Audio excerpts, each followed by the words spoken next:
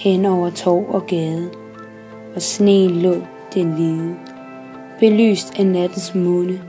Jeg så dig hastigt skride. I eventyrlig skønhed, krystalklar strålte staden, og som et magisk luftsyn blændede slotsfacaden.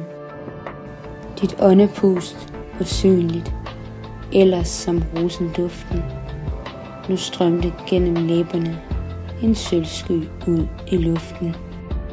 Jeg så den hastigt svæve over den glimmerhvide, æstetisk rene flade. Kun jeg var ved min side. Det er min egen skygge, den skyndte sig utrolig. Jeg havde aldrig set den så langstrengt og rolig. Vi svulmede Canova, ej bedre grupper skabte.